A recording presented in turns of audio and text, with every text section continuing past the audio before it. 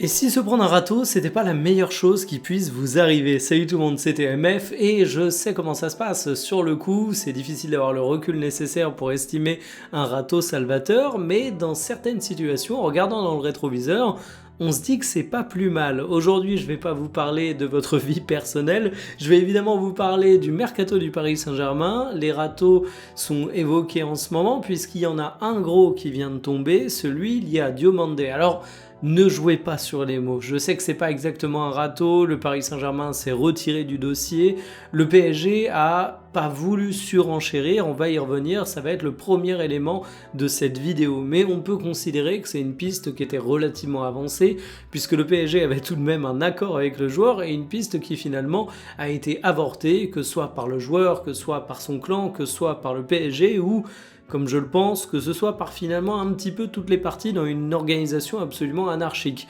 Certaines personnes regrettent que Diomandé n'arrive pas du côté du Paris Saint-Germain.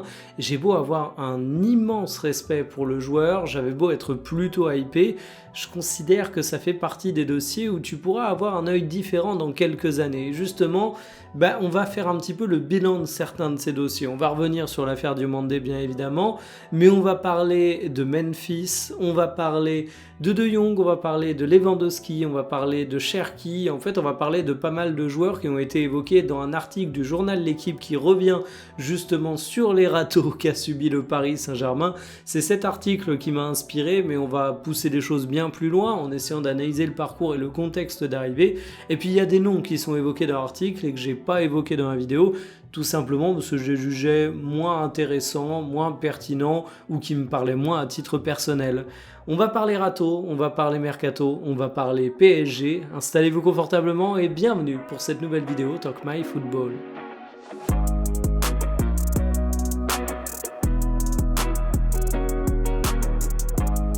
Diomandé ne viendra pas du côté du Paris Saint-Germain. Le premier réflexe, c'est de s'attrister qu'un joueur d'un grand talent ne rejoigne pas le club de la capitale, mais au final, quand on prend un petit peu de recul là-dessus, ce dossier il s'avère relativement complexe et avait des problèmes à tous les étages. Le premier problème, c'est celui de la représentation du joueur. On parle d'une double représentation, mais parfois on entend même des pistes encore plus folkloriques, mais ça a donné comme conséquence un Diomandé qui s'est retrouvé avec un accord perso avec plusieurs clubs, ce qui est évidemment assez délicat quand tu essayes derrière de négocier avec son actuel employeur, à savoir le RB Leipzig. C'est un dossier qui va en plus être ultra compliqué par cet aspect dans toutes les questions de commission d'agent, et c'est le genre de joueur à la gestion assez hasardeuse où t'as pas forcément envie de mettre le doigt dans le dossier, parce que c'est parfois mettre le doigt dans un engrenage bien complexe. Et autant j'ai absolument aucune critique à faire sur le joueur, j'ai une admiration sans faille pour Diomandé et je pense qu'il a un grand potentiel, autant je me dis que ça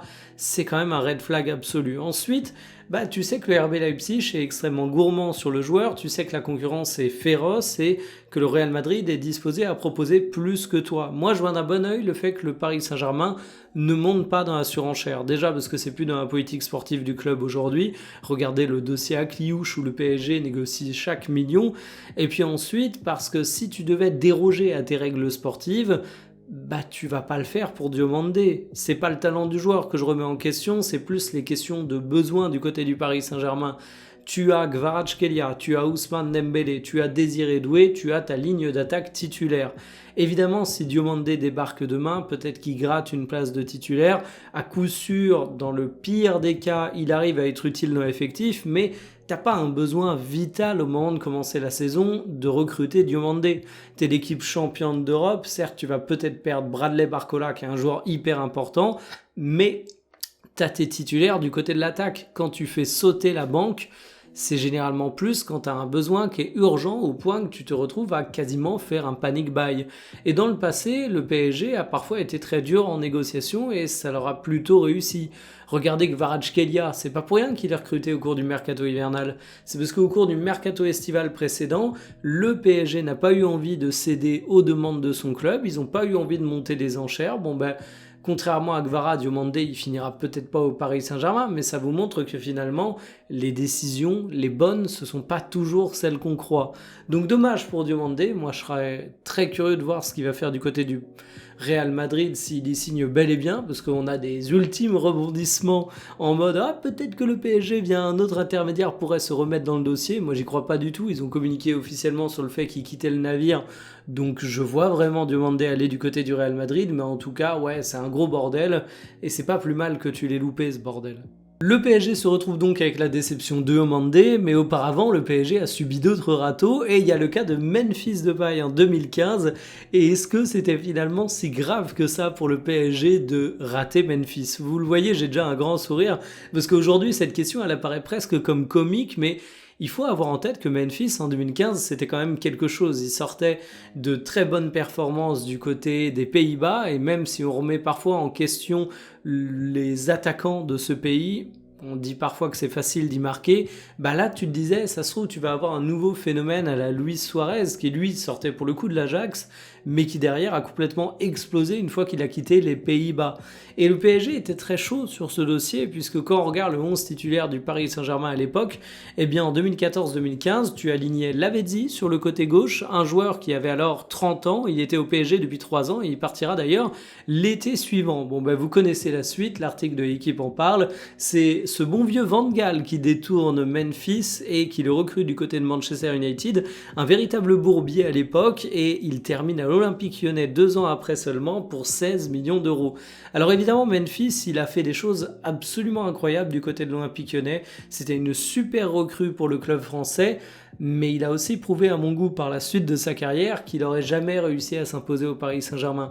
Il a eu sa chance au Barça, il a eu sa chance à l'Atlético Madrid, il y a parfois fait de bonnes choses, on peut parfois lui trouver des excuses, mais le constat il est absolument implacable, c'est que Memphis, il a eu sa chance dans 2 grands clubs, 3 si on compte Manchester United, et à absolument aucun moment ça a donné un résultat à la hauteur des attentes. Donc finalement le PSG s'est pris un râteau de la part de Memphis, mais le PSG peut juste dire merci à Memphis et à Louis van Gaal, parce que c'est pas quelque chose que tu regardes avec des remords quand tu jettes un œil dans le rétroviseur. Bon, je dois vous avouer un truc, quand le Paris Saint-Germain loupe De Jong en 2019, je suis absolument dégoûté. De Jong, c'est absolument tout ce que j'aime dans le football. C'est un milieu de terrain qui est ultra jeune, c'est un milieu de terrain qui a un potentiel absolument énorme. Il incarne la génération dorée de l'Ajax, il est élégant sur le terrain, je suis amoureux de Jong. Bon, j'aime les femmes, mon amour est purement footballistique, mais je pense que vous avez compris l'idée, je rêve de le voir du côté du Paris Saint-Germain. En plus, le club français est annoncé comme étant extrêmement proche de conclure un accord sur ce dossier, et quand tu regardes le milieu du PSG, ça c'est le 11 type sorti par Foot Mercato, c'est eux qui avaient le plus de minutes de jeu, Draxler qui dépannait et Paredes qui depuis s'est taillé une grande réputation. Alors t'avais du Verratti mais qui était pas mal blessé, t'avais encore du Rabiot, t'avais Lassana Diarra, t'avais Krikoviak, j'ai l'impression d'être dans un Micromania en train de commenter les jeux qui sont dans le bac à occasion, ça vend pas du rêve. Autant vous dire que quand on me dit qu'on va avoir un joueur comme Frenkie de Jong qui débarque, moi je suis aux anges, mais la réalité, vous la connaissez, c'est qu'en fait le clan de Jong s'est retrouvé à négocier habilement, l'Ajax également, et ça a fait monter les enchères pour un FC Barcelone qui s'est retrouvé à débourser 75 millions d'euros pour Frenkie de Jong contre 60 millions qui étaient annoncés en offre du côté du PSG, et là tu te dis merde, t'as loupé un milieu de terrain générationnel. Et De Jong, bah ça a pas été un bide évidemment du côté du Barça, mais maintenant qu'on fait le bilan de cette saison, je me dis que c'était quand même pas le milieu que t'avais espéré à l'époque. Évidemment, c'est un très bon joueur, Frenkie de Jong, il s'agit pas de remettre ça en question, mais est-ce qu'il est incroyablement plus fort que ce qu'il avait montré durant cette année magique à l'Ajax ? J'ai pas l'impression. C'est un joueur qui a connu beaucoup de blessures, c'est un joueur qui a manqué quelques occasions de prendre le leadership du côté du milieu de terrain au Barça, et finalement il y a d'autres milieux qui se sont imposés comme étant des joueurs qui allaient porter le milieu barcelonais. Tu peux parler de Pedri, mais t'en as pas mal d'autres qui ont gravité, et Frenkie de Jong, ça reste un joueur exceptionnel certes, mais où tu te dis ok, ce que tu pensais avoir loupé à l'époque, c'est pas du tout ce que le joueur est devenu par la suite. Donc oui, ça aurait peut-être rendu bien des services du côté du Paris Saint-Germain, mais est-ce que à l'époque t'étais lucide sur ce qu'allait devenir Frenkie de Jong ? Non, on était bien trop enthousiaste en réalité. Lewandowski au Paris Saint-Germain en 2022, est-ce que vous me dites oui? Normalement, vous allez me dire oui, parce que Lewandowski en 2022, c'est un attaquant formidable. On a vu par la suite au FC Barcelone qu'il a continué à être absolument performant, et donc tu peux te dire que c'est un râteau qu'a subi le Paris Saint-Germain et qui est finalement assez douloureux. Sauf qu'il faut se souvenir du contexte, et en fait, le Barça a peut-être permis au Paris Saint-Germain de s'échapper d'une énième connerie. À l'époque, le projet sportif, je vous remets un article qui l'évoque, c'est de compléter l'attaque et de se rendre moins dépendant de Mbappé avec le trio Messi, Mbappé, Neymar auquel on pourrait rajouter Lewandowski. Avoir 4 stars de cette envergure sur le terrain, ça paraît comme étant une folie de déséquilibre, mais c'est l'année où Angel Di Maria part du Paris Saint-Germain et on parlait encore des fameux 4 fantastiques. Donc finalement, Lewandowski qui rejoint pas le PSG, c'est une excellente chose, même si le joueur était performant, et c'est un petit peu tout le symbole du PSG à cette époque, je trouve. C'est un bon joueur, c'est une bonne piste, c'est vraiment quelque chose d'intéressant, mais quand tu le rapportes à la politique sportive globale du club, aux besoins de l'équipe, finalement, peut-être que c'est pas plus mal que ça se soit pas fait, parce que sinon le Paris Saint-Germain aurait continué sa logique à accumuler des stars offensives sans grande complémentarité, et oui, t'aurais peut-être été moins dépendant de Kylian Mbappé, ça c'est sûr et certain, mais t'aurais surtout eu des emmerdes de vestiaire, parce que t'aurais eu Messi, t'aurais eu Mbappé, t'aurais eu Neymar, t'aurais eu Lewandowski. Alors il y a peut-être un monde parallèle, mais là c'est pas forcément au bénéfice du Paris Saint-Germain, c'est juste que ça m'amuse d'y penser, où Neymar aurait toujours été blessé, Messi aurait été plutôt à droite, Lewandowski plutôt dans l'axe, et Kylian Mbappé aurait définitivement fait sa carrière en tant qu'ailier gauche. Et peut-être qu'il aurait continué toujours et encore à évoluer à ce poste. Et là, on aurait peut-être eu un Mbappé très différent. Mais en attendant, là aussi, je me dis que c'est un râteau que s'est pris le PSG, une piste avortée, appelez ça comme vous voulez, mais pas quelque chose de très regrettable.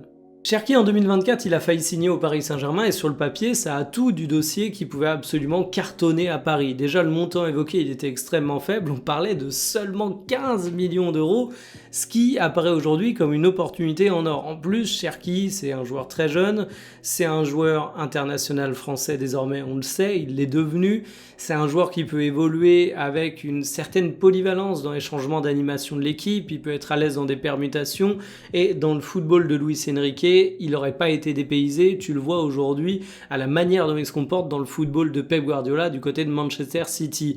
Donc franchement, sur le papier, ça a tout du dossier où tu dis « Wow, le PSG l'a manqué de pas grand-chose pour une sombre histoire d'éléments contractuels assez mineurs en plus. » Mais est-ce que tu as des regrets avec le recul? Non plus. Et c'est là que je me dis que même un dossier qui coche toutes les cases, même si tu pouvais avoir des regrets, tu te rends compte que c'est pas si simple et qu'on peut jamais prédire l'avenir. Je vous donne un exemple très concret. S'il arrive en 2024, est-ce que tu as la capacité à faire exploser Désiré Doué de la même manière? Il n'aurait pas eu autant de place dans l'effectif. Il aurait peut-être pas fait une deuxième partie de saison à l'image de celle qu'il a fait absolument exceptionnelle, où il s'est révélé au Paris Saint-Germain, où il a été extrêmement utile dans la conquête des titres.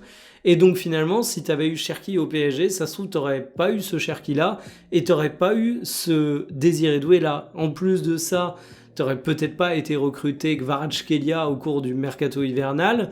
Tu n'aurais peut-être pas eu le fonctionnement idoine que tu imagines avec Ryan Cherki. Il suffit de regarder la différence de prestation entre sa saison à Manchester City et son mondial avec l'équipe de France. Donc même quand tu as un dossier qui semble cocher toutes les cases, faut pas avoir de regrets quand ça signe pas, parce que ça peut tourner bien différemment et surtout, ça te coupe des chances qui peuvent être encore meilleures, mais que tu connais pas encore au moment où tu constates l'échec.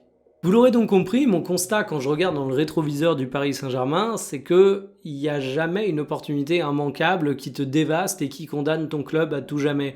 Alors évidemment, c'est d'autant plus simple de se le dire aujourd'hui que le Paris Saint-Germain est double champion d'Europe. T'as tendance à considérer que tout ce qui s'est pas fait est mauvais, étant donné que t'as tout gagné en le faisant pas. Mais même au-delà de ça, vous avez vu aussi que les destins qu'on annonçait à certains joueurs ont pas du tout été ceux qu'on pensait. Pour Memphis, pour De Jong, c'est relativement parlant. Et donc peut-être que pour Diomandé, ce sera la même chose. Alors je souhaite à Diomandé de réussir du côté du Real Madrid. J'espère pour tout le monde que ce sera plus un dossier à la Robert Lewandowski, où tu dis le Paris Saint-Germain a loupé le coche. Ça a été un grand joueur encore performant, mais finalement c'était peut-être pas ce dont tu avais besoin et tu te rends compte par la suite. Mais franchement, de mon côté, bah, ça va pas m'empêcher de dormir quand je pense au PSG, et je pense que ce petit rappel était nécessaire pour ça. Dites-moi ce que vous en pensez. Est-ce qu'il y a d'autres transferts loupés qui vous apparaissent comme finalement des choses qui sont très salvatrices pour le Paris Saint-Germain? Il y en aura eu d'autres à citer, mais bon, je pense que ces exemples sont déjà un échantillon assez parlant. Je vous dis à demain pour une prochaine. Salut!